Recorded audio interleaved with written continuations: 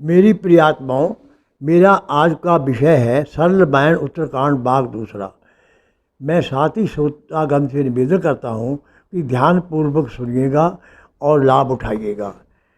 कलिमल ग्रसे धर्म सब लुप्त भय सदग्रंथ, तब ही निज मति कल्पी करी प्रगट गए बहु पंथ। दोहा नंबर 97 कै।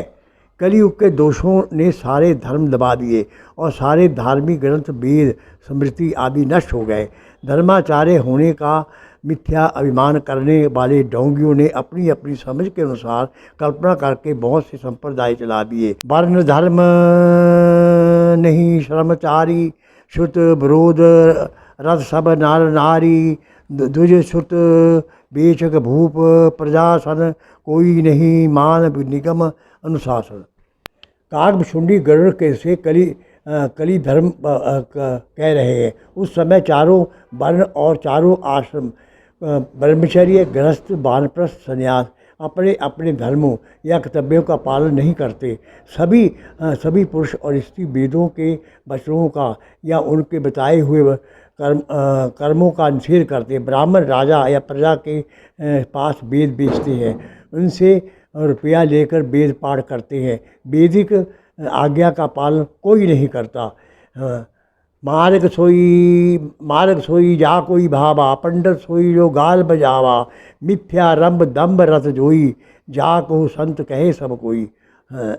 काकभुशुंडी गरुड़ से कहते हैं कि कलयुग में ना कोई वर्ण धर्म है और ना चारों धर्मों और ना चारों आश्रम रहते हैं। यहाँ तक कि अधिकांश व्यक्ति वेदभूत हो जाते हैं। अतः जिस व्यक्ति को जो अच्छा लगता है वही उसका मार्ग होता है, उसी का वह अनुसरण करता है। ढींग मारने वाला व्यक्ति को लोग पंडित कहते हैं, जिनके कार्यों का श्री गणेश भी आडंबर है। जो ऐसे कामों और दंभों से अनुरक्त है उनको लोग संत कहते हैं। कवि के कहने का भाव ये है, कलयुग में अभिमान, पखंडों और दम्भी साधनों का ही बोलबाला है। जैसे कि आजकल देखते हैं कि अधिकतर साधु ऐसे ही हैं। सच्चा साधु कोई बिरला ही है। कवि ने आधुनिक साधुओं के विषय में सत्य लिखा है। श्रोता से कहूँगा, इसे ध्यानपूर्वक सुनिएगा। फूटी अंख विवेक की, लखे न संत जाके, 7 10 20 वही कहलाते महंत।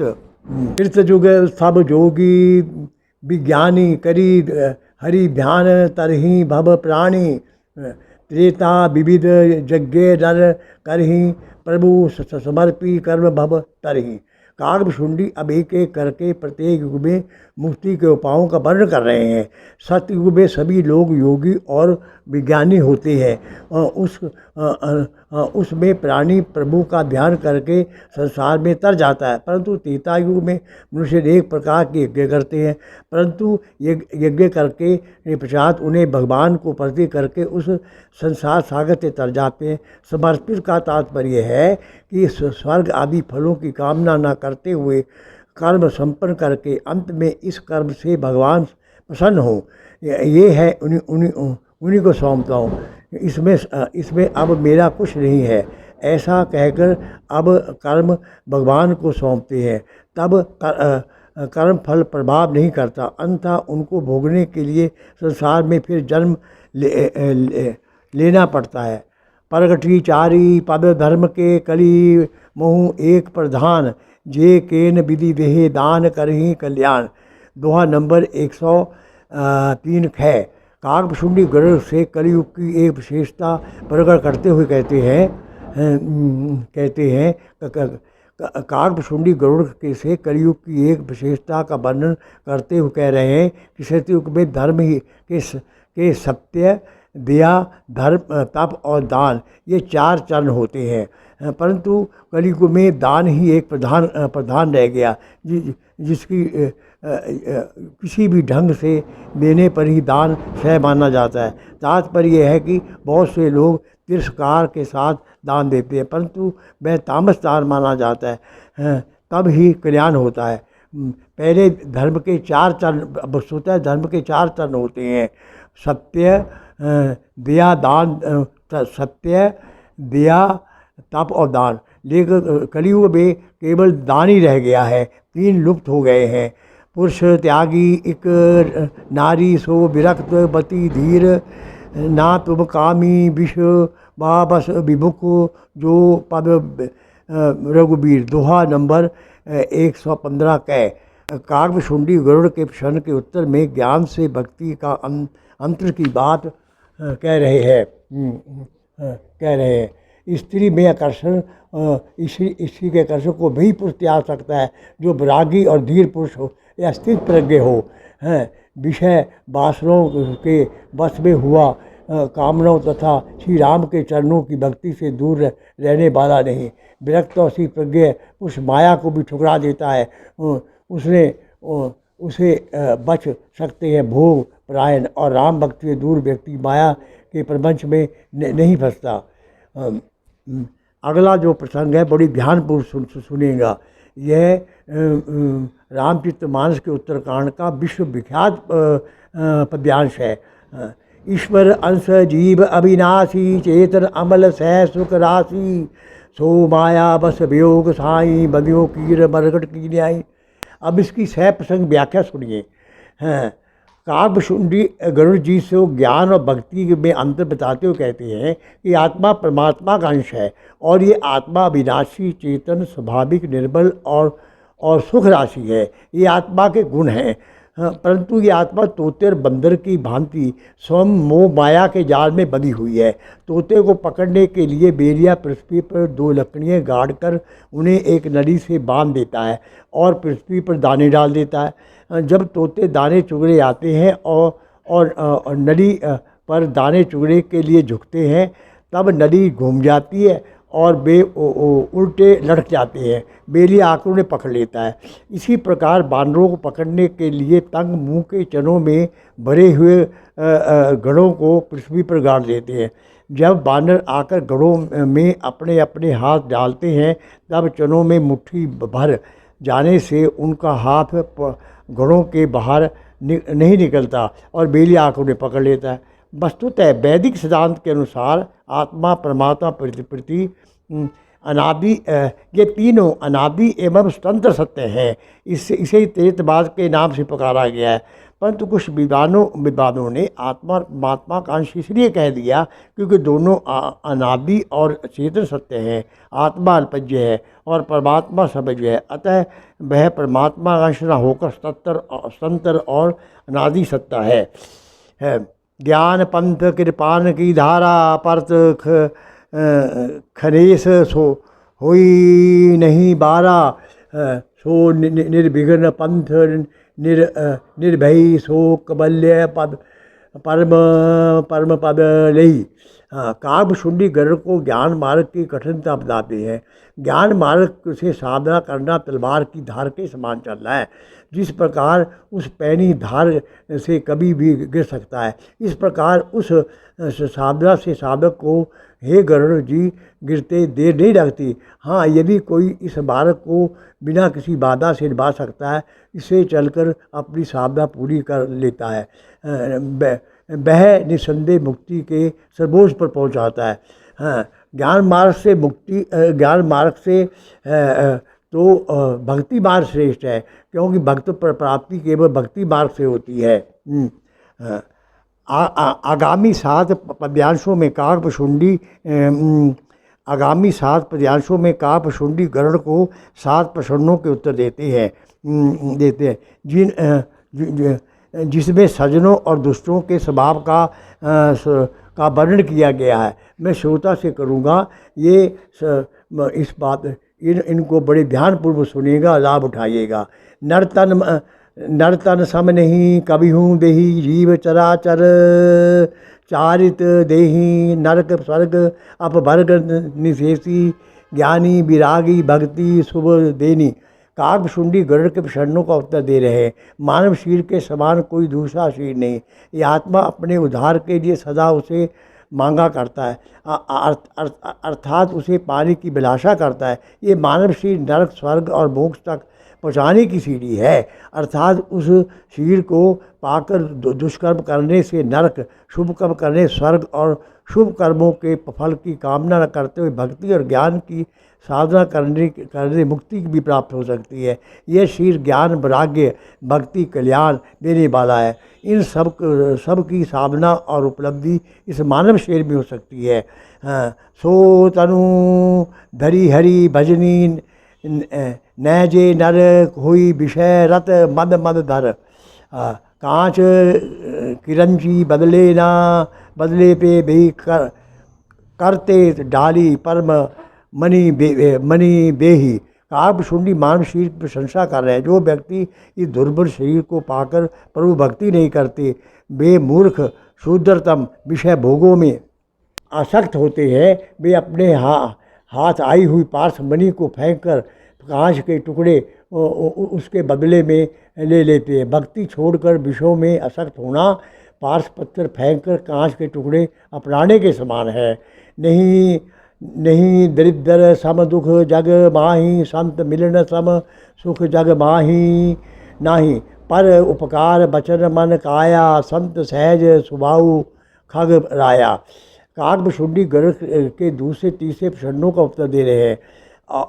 संसार में गरीबी के बराबर कोई दूसरा दुख नहीं है। सबसे बुरी संसार में बीमारी है दूसरी गरीबी, और किसी सत्पुरुष की संगति पाने के बराबर कोई सुख नहीं। हे पंक्षीराज गरुड़, वाणी मन और कर्म से दूसरों की भलाई करना ही सत्पुरुषों का जन्मजात स्वभाव है। संत सही दुख पर हित लागी, पर दुख हेतु असंत अभागी। भर्ज तरु सम संत कृपाला, परहित नीति से विपत्ति विशाला। काव्यशुंडी गरुड़ के उत्तर में सज्जनों और दुर्जनों का स्वभाव बता रहे हैं। सत्पुरुष तो दूसरों की भलाई के लिए अनेक कष्ट उठाते हैं, परंतु अभागे दुष्ट दूसरों को कष्ट ही बताते हैं। दयालु सज्जन तो भोजपत्र के वृक्ष के समान होते हैं, जो नित्य दूसरों के लिए असहाय दुख सहते। तात्पर्य है कि दूसरों के काम आने के लिए वे अपनी खाल भी उतरवाते हैं। जैसे लोग लिखने के लिए भोजपत्र की छाल उतारते हैं, वैसे सत्पुरुष दूसरों के हित के लिए अपना शरीर भी दे देते हैं। सन इव खग पर बंधन करही, खाल कड़ी विपत्ति सह मरही। खल बिनु स्वार्थ पर अपकारी, यही मूषक इन सुनु उर्गारी। काव्यशुंडी दुर्जनों का स्वभाव बता रहे हैं। दुष्ट सन की भांति दूसरों को बंधन में डालते हैं। सन अपनी खाल निकाल कर तो कष्ट उठाता है, उसे सहकर मरता है। तात्पर्य है कि सन की खाल उतारी जाती है, उसकी रस्सी बांटी जाती है और औरों को बांधने के लिए काम आती है। इसी प्रकार दुष्ट अपनी करतूत से स्वयं कष्ट सहकर भी औरों को कष्ट देते हैं, भले ही दंड स्वरूप बाद में उनकी खाल ही खींची जाए।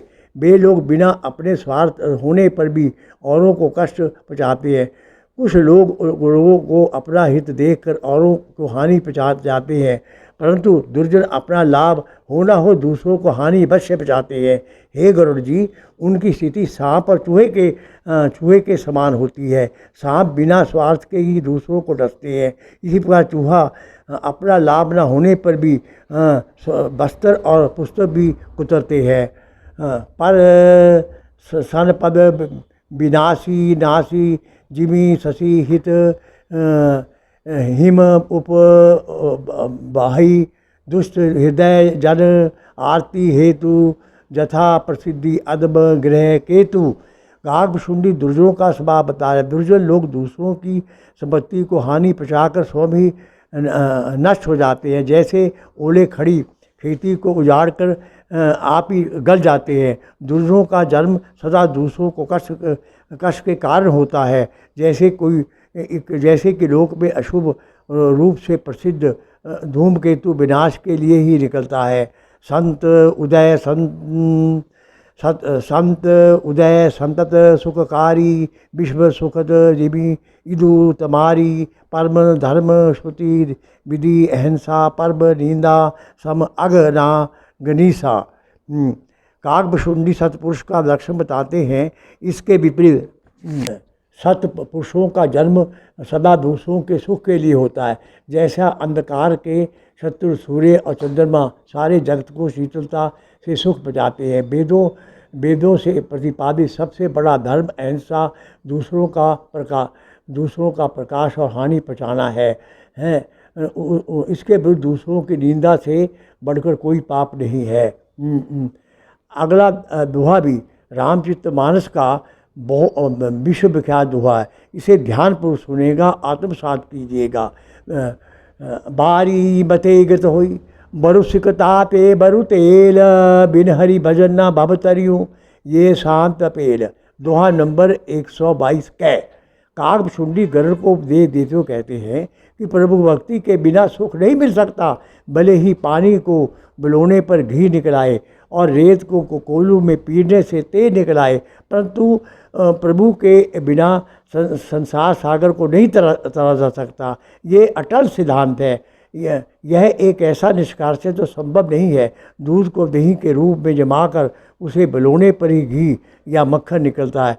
यह तब है जब दूध में घी और मक्खन रमा हुआ हो, तभी दूध फटकर पानी बन जाता है, तो उसमें मक्खन नहीं निकलता। जैसे एक उर्दू शायर ने कितना सुंदर लिखा है, दुनिया में हम प्रभु का नाम लेकर मशहूर हो गए, पहले हम कांच के टुकड़े थे, अब कोहिनूर हो गए। मैं कृत्य भय तब बानी सुनी, रघुवीर भक्ति रस सानी। राम चरण नूतन रति भई, माया जनित विपत्ति सब गई। काकभुशुंडी के वचनों से संशयरहित गरुड़ उससे आभार प्रकट कर रहे हैं। हे प्रभु, श्री राम के प्रति भक्ति रूपी रस से सनी हुई आपकी वाणी सुनकर मैं कृतार्थ हो गया है। मेरा प्रयोजन पूरा हो गया। श्री राम के चरणों में मेरा प्रेम हो गया। माया के कारण मुझे जो महाब्रह्म का संकट था, शंका खड़ा हुआ, मैं मिट गया। शिव और नारद की वाणी सुनी, परंतु मैं कृतार्थ नहीं हुआ था, परंतु आपकी वाणी सुनकर मैं धन्य हो गया। रामचरितमानस के उत्तरकांड का अगला दोहा भी विश्व विख्यात है। इसे ध्यानपूर्वक सुन। मैं श्रोताओं से निवेदन करूँगा कि ध्यान बार सुनिएगा और इसे जीवन में धारण कीजिएगा। आपके जीवन का कायाकल्प हो जाएगा। संत हृदय नवनीत समाना, कहा कभी परि कहना जाना। निज परिताप दबी नवनीता, पर दुख दबी संत सूपनीता। गरुड़ काकभुशुंडी को उपदेश देते हुए कहते हैं कि सच्चे संतों का हृदय मक्खन के समान कोमल होता है, ऐसा कवियों ने कहा है, परंतु उनका ये कहना सत्य नहीं है। उन्होंने यह उपमा ठीक नहीं की, क्योंकि मक्खन तो अपनी गर्मी और ताप से पिघलता है, परंतु इसके विपरीत परम पितृसन प्राय दुख को देखकर दबीभूत हो जाते हैं। कहने का भाव ये, मक्खन में अपनी कोमलता अपने लिए है, दूसरों के प्रताप के से मक्खन में ये कोई विचार उत्पन्न नहीं होता। अतः वह कभी पिघलता है जब स्वयं अग्नि पर ताप लगता है, तभी पिघलता है। अपने दुख से दुखी होना तो दूसरों में भी पाया जाता है, अतः उनकी प्रशंसा ही क्या। परंतु परम पवित्र संत दूसरों के दुख को सहन नहीं कर सकते और व्याकुल हो जाते हैं। इसी प्रकार एक हिंदी कवि के शब्दों में, आग लगी आकाश में झरने लागे अंगार, संत ना होते जगत में तो जल मरता संसार। कामी प्यारी नारी जीवी, लोभी प्रिय जिमी दाम, तिमी निरंतर रघुनाथ प्रिय लागी मोहि नाम। दोहा नंबर 130 है। तुलसी जी राम के रण्य भगत थे। इसी विचार को व्यक्त करते हुए वे कहते हैं कि जैसे कामी पुरुष को नारी प्रिय और लोभी को धन प्रिय होता है, वैसे ही मुझे राम प्रिय है। यहाँ पर तुलसी ने राम भक्ति प्रकाश दिखाई है। जैसे कबीर जी लिखते हैं, कामी का गुरु कामनी, नारी का गुरु दाम। कामी का गुरु कामनी, लोभी का गुरु दाम। कबीर का गुरु संत है, संतन का गुरु नाम। विषय पुरुष तो स्त्री के प्रति अनुरक्त होता है, लोभी धन की ओर आकर्षित होता है, लेकिन कबीर जी को संत महिमा का वर्णन करते हैं। अतः सतपुरुष परमात्मा के नाम से सतपुरुष परमात्मा के नाम का गुणगान करते हैं। ओम शांति शांति।